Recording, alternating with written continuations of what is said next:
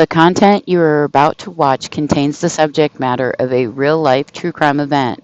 Therefore, it is not suitable for all ages and is only intended for adults.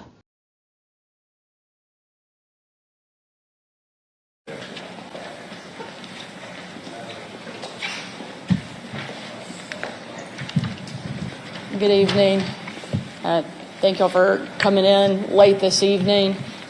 We are here in Northwest Arkansas, a community that has been absolutely heartbroken over the course of the almost last week. Our entire state is grieving for the tragic loss and senseless and horrific crime that's taken place in this area.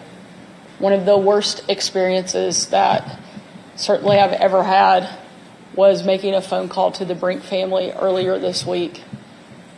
Nothing like that should ever take place. And for a family to have to go through and deal with that level of tragedy is something that no one should ever experience, and something that we never want to take place in our state. And while that was one of the worst moments, certainly one of the moments where we're the most grateful is for the absolute tireless and heroic efforts of our law enforcement and the collaborative effort from every single level, from our city, our county, our state parks, our federal partners who have worked together to bring this person to justice.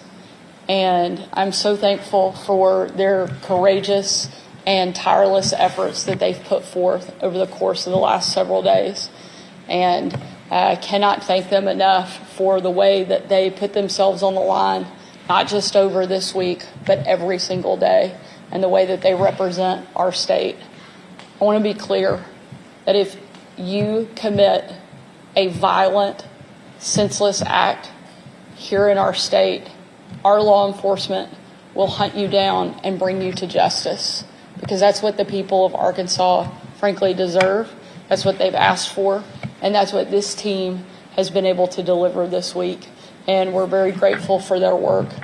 I want to finish by saying that I ask all Arkansans to join me in lifting the Brink family and their two precious daughters up in prayer, and to continue after these next few days to continue to pray for them, because it's a long road ahead and the grieving process has just begun.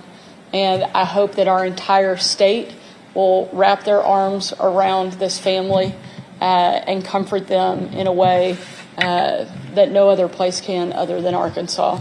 Thank you again for all of the efforts of those who are standing here with me tonight. And with that, I'll turn it over to Colonel Mike Hagar, the head of state police. Thank you, Governor, and good evening. Before I start with the prepared remarks, I have to say it's the greatest of honors to stand here and represent a lot of people that are not standing at this podium. They're not in front of your cameras. We have a building full of criminal investigators from state police, local agencies, federal partners that are unshaven. They looked unkempt. They've not slept in days. They've barely taken time to eat. I cannot express the gratitude I have for the men and women that have made this possible. Arkansas State Police Special Agents have arrested James Andrew McGann, 28, of Springdale.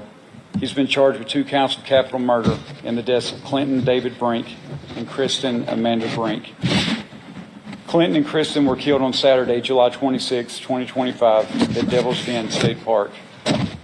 The suspect was taken into custody this evening at 4:57 p.m. at a business in the Springdale area. I'm extremely grateful for the long hours and dedication that our agents put forward in bringing justice to this family.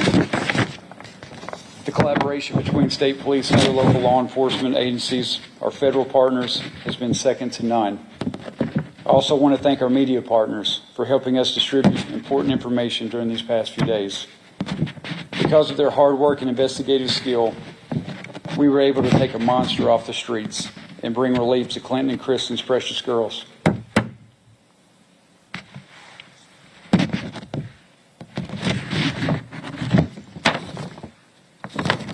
and to the rest of citizens of Arkansas.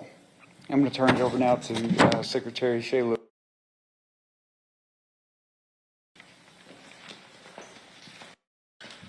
Good evening.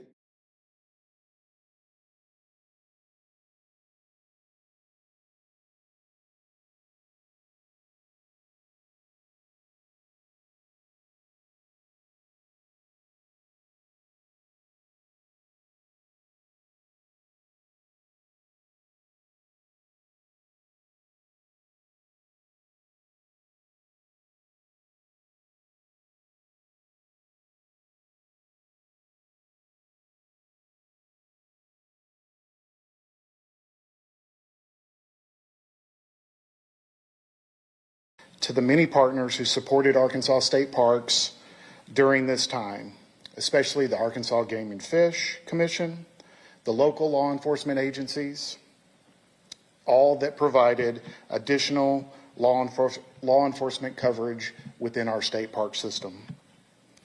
I'm especially thankful for the dedicated response of our Arkansas State Park staff, including our park rangers, and many others who worked with professionalism, compassion, urgency in the face of this very difficult situation. As always, the safety of our guests and staff will continue to be a top priority for Arkansas State Parks. At this time, I'll turn it back over to Governor Sanders for any questions that may be available tonight. Thank you. We'll take a couple questions if you guys have them. Before we ask you about the details of this person arrested accused of this, do you know when this news was delivered to the victim's family members? Yeah, I'm going to allow and ask some of the law enforcement who have been leading these efforts to step up and answer some of those specific questions. So the question was, were they notified or when? They were notified. This had to be released. Yes, they were notified just after we made the arrest. They were actually one of the first people that we went to notify. And as you can imagine, it opened up a whole different set of emotions for the Brink family. I'm sure that it was with a sense of relief, but also with a whole new emotion that they're going to have to deal with. And of course, the last part of that to this and talk about the person arrested, what we can't say. So while an arrest has been made, we are refraining from releasing much of the information that led to that arrest. We still have a lot of work to do in terms of, securing a conviction, because that's our next big focus right now. But we will release some details as they become available that we think are pertinent. The community deserves to know what happened and what led to that arrest, and we'll be happy to share that when the time is right. Can you confirm, as we've seen video of an arrest made at this beauty shop in Springdale, can we confirm that that's where he was taken into custody today? Yes. So that was him? Yes. Do we have any sense of a motive, or do we feel this was random at this time? We're not going to talk about his motive right now. We're still exploring and determining exactly what that motive was. So it'd be a little premature for us to speak on that tonight. Anything on this gentleman's background here locally? We're getting word he might have been a youth teacher in the area. Is there anything of that sort that you can confirm for us tonight? So what I'll say is he just recently moved here and had gotten a job to work at a local school here. Do you know where he moved from? I believe it was Oklahoma. Oklahoma. Yeah. Are you able to share where he was arrested specifically?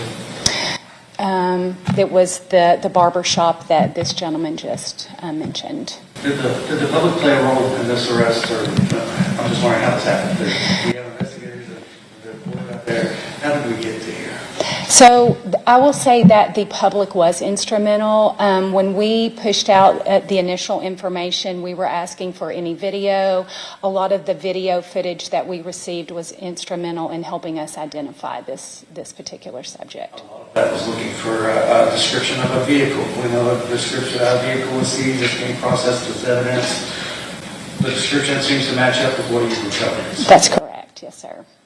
Talk about the calls, the tips, and state police have been flooded with calls and how difficult it is to sort through those and vet through those and really get to the core of this investigation. The tips were, I will say, overwhelming. Once we set up a tip line, we were able to manage those quite well. But when we have to have that public assistance, and when we opened up that tip line, we were able to see what the public was interested in helping us, and it was overwhelming. We were getting them from Washington State, we were getting them from Illinois. They were coming in across the country, so they were instrumental.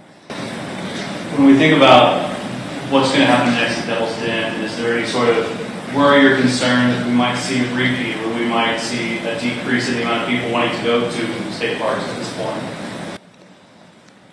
Do you want to answer that? I don't know if we have a true indication of what the impact will be. I know it has greatly impacted this family with their loss, and as we kind of look forward to kind of navigate through this process and look at reopening trails and reopening other parts of the park, we're going to just kind of take our time in that.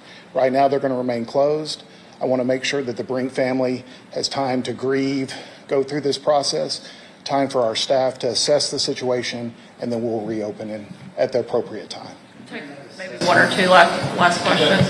We've asked for information, the overall assessment. Can that include possible changes, maybe more surveillance cameras and stuff? It said that we need those for things that we've asked about. Sure. Even over the last few years, we are constantly in a process evaluating needs at our parks for safety and security, looking at technology as a tool, making sure our staff, our park rangers, our law enforcement officers are equipped with the tools and the training to be responsive to emergencies.